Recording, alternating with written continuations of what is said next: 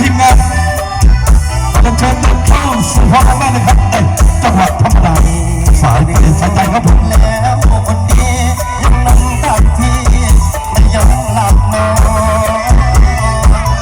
โอ้บางวันปีสุดท้ายทุกวันไม่สบาย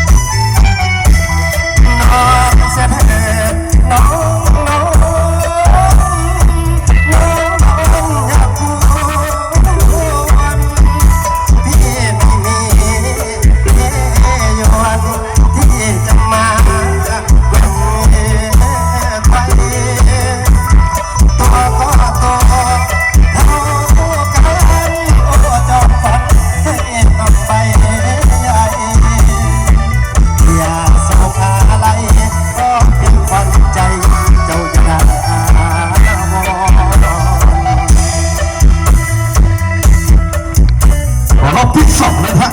คุณพี่สมรครับจบในบันไดสองครับไอ้เจ้าเด็ก